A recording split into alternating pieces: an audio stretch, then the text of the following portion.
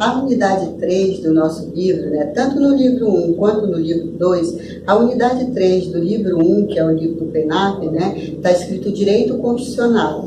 E no livro 2 está escrito Direito Público. Tá bom? Por que essa diferença? Porque, na verdade, no do PENAP está só o direito constitucional e no outro estão todos os ramos do direito público, que aí vão ter, no direito público, como eu disse para vocês, nós vamos ter o direito constitucional, o direito tributário, o direito penal, todos os ramos de processo, que pode ser processo administrativo, processo penal, processo civil, todos estão dentro do direito público, inclusive o direito internacional público. Eu, na aula inicial, né, eu disse para vocês que o direito público, direito internacional público, ele versa sobre questões de Estado. E nós vamos ter, quando chegarmos no ramo do direito privado, nós vamos ter a discussão sobre o direito internacional privado. Então, fiquem tranquilos que é bem próximo. No livro do PENAP, ele vai trabalhar basicamente o direito constitucional, a função da Constituição, a função de como o direito constitucional, na verdade, ele guia todos os outros ramos do direito.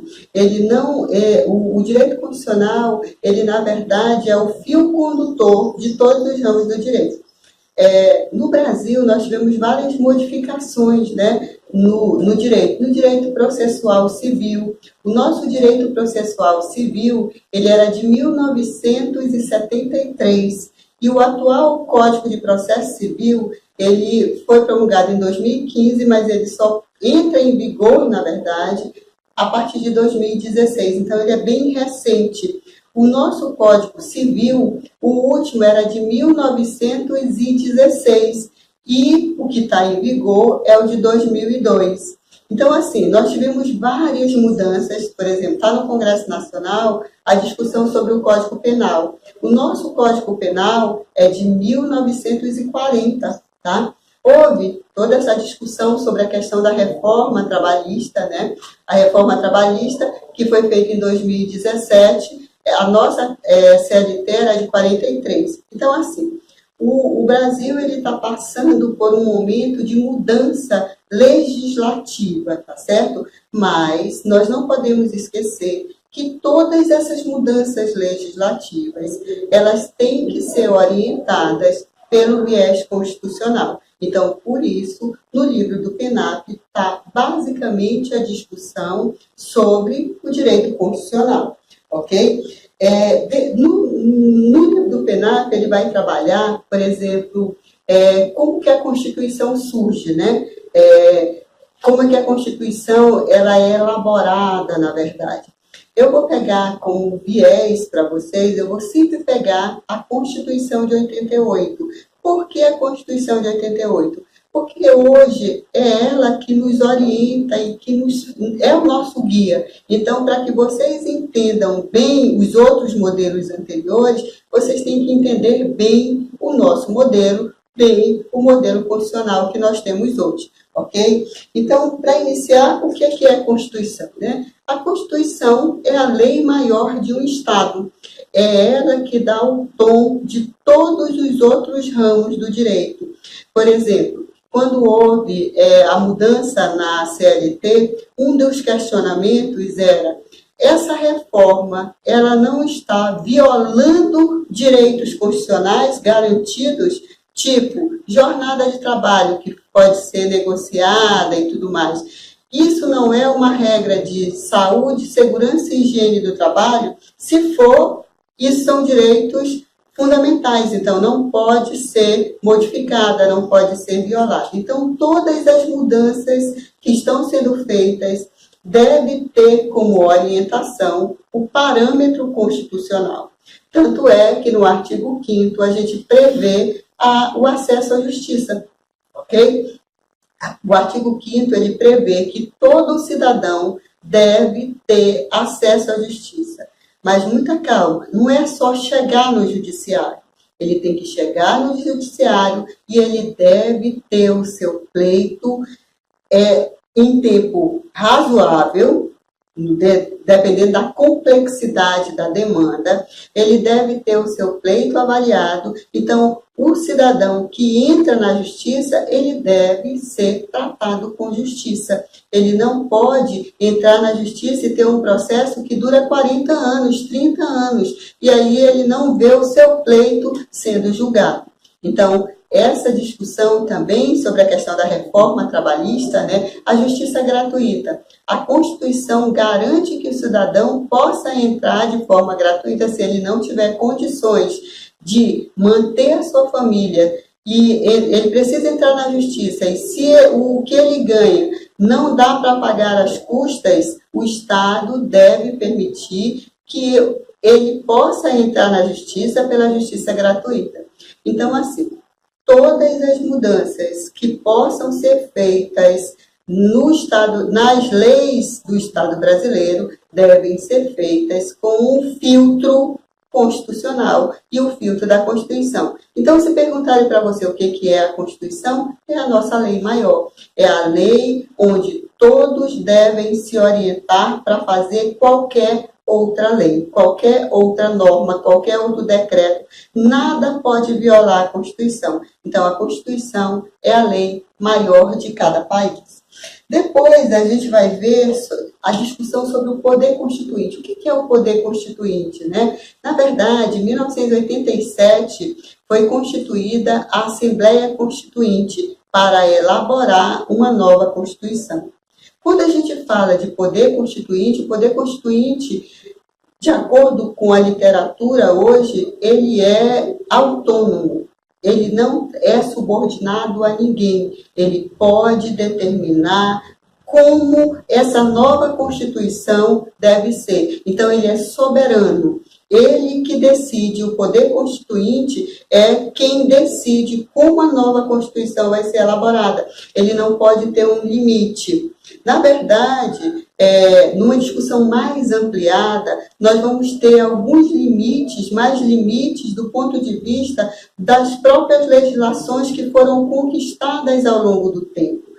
O ideal é que as constituições, elas não tragam, as novas constituições que possam ser elaboradas, elas não tragam retrocesso, elas tragam avanço, melhorias, e não retrocesso ao que nós tínhamos no período da escravidão. A gente sempre prima para ter um avanço na conquista de direitos, mas o poder constituinte, ele é soberano. Ele pode determinar como será e quais os elementos que vão nortear o novo parâmetro. Então, esse é o poder constituinte. O poder constituinte, ele é soberano. Depois, a gente vai ver quanto à classificação da Constituição. Na verdade, essa é uma coisa bem informal, né? Como a Constituição, quanto à sua forma, quanto à sua dogmática, são elementos bem informais de como a gente elabora a Constituição. Mas eu vou fugir um pouquinho do livro 1 para o livro 2. O livro 1, como eu disse para vocês, ele trabalha basicamente a discussão sobre a questão do direito constitucional, tá certo? O que é Constituição, o que é poder constituinte, é uma coisa interessante. O controle constitucional. Qual é o papel do STF? O STF está em voga, né? Está na televisão todos os dias. Ontem, o nosso presidente do Supremo Tribunal foi a um jantar com o secretário do atual presidente. Então, assim, o Supremo Tribunal, antes a gente não tinha uma visão mais ampla do que é a Suprema Corte, mas hoje a gente tem, inclusive, não só um olhar, mas críticas a essa Corte. E qual é o papel da Corte?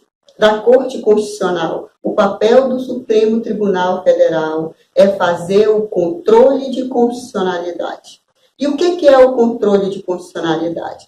É verificar se as leis, as normas, as atitudes que estão sendo tomadas pelo Estado estão de acordo com a Constituição de 88. Se não tiverem de acordo com a Constituição, são inconstitucionais, então não podem ser aplicadas. Se estiverem de acordo com a Constituição, será constitucional e pode continuar em vigor. Então, o papel do STF é fazer o que nós chamamos de controle de constitucionalidade.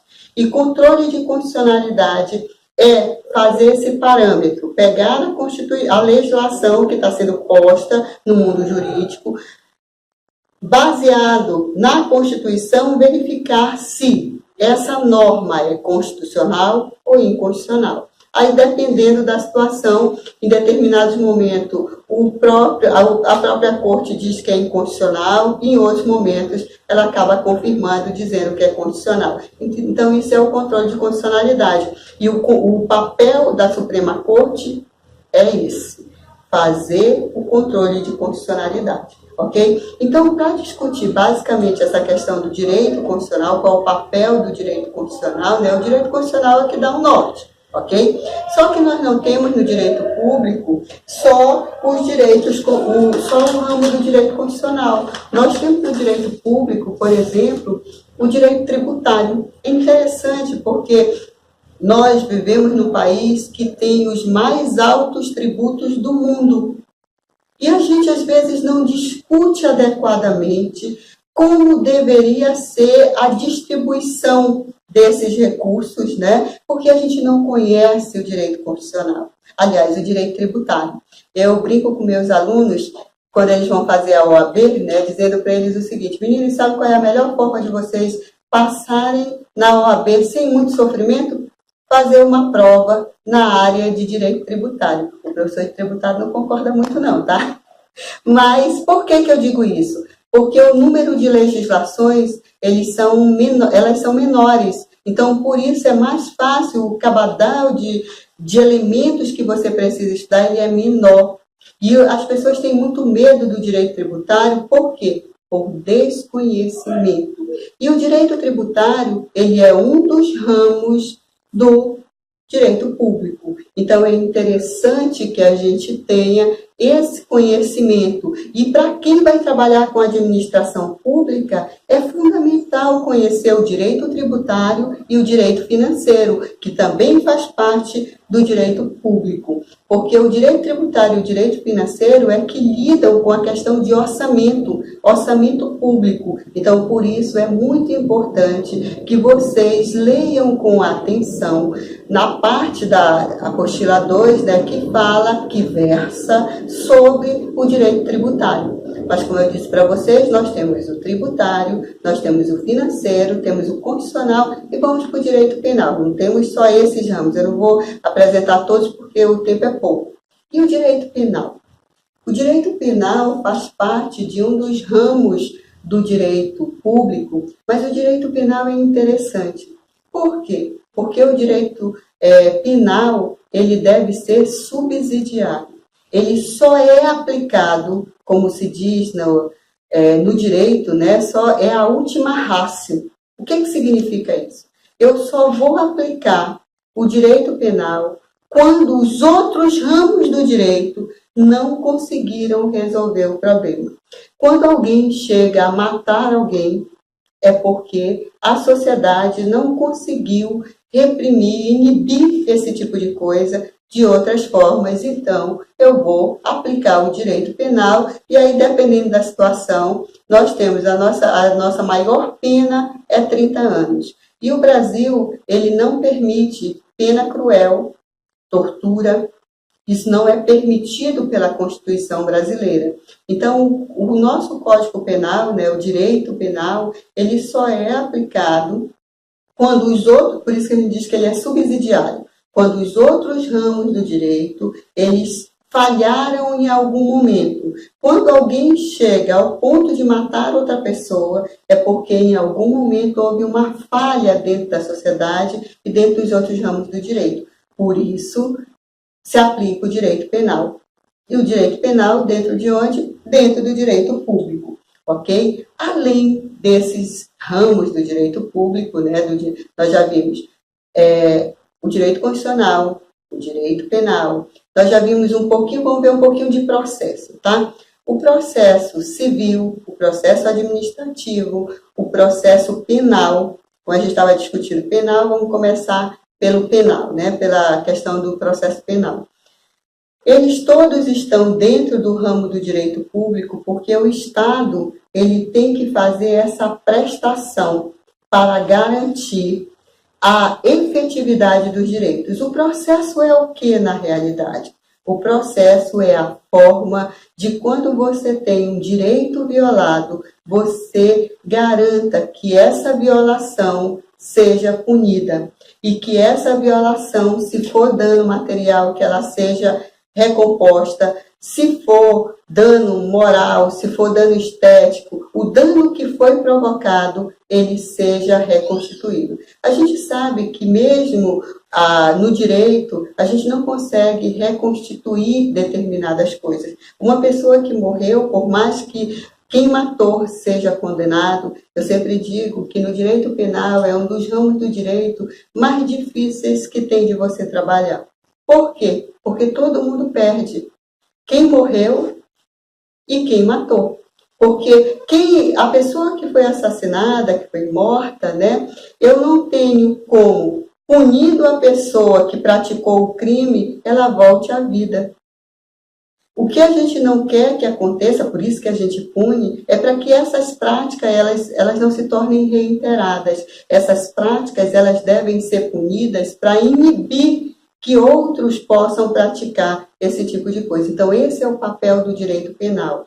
O papel do direito penal e do processo também, né, do processo penal, é você conseguir punir os indivíduos para que práticas delitivas não sejam feitas de forma reiteradas, tá certo? Então, assim, só para relembrar, né, nós estamos discutindo na apostila 1, vocês vão encontrar só a parte do direito constitucional. Na apostila 2, vocês vão pegar os diversos ramos do direito público. E quando vocês pegarem os diversos ramos do direito público, vocês vão ver o constitucional, o tributário, o penal, o processo civil e também o direito internacional público. Ok? Essa é basicamente a nossa unidade 3.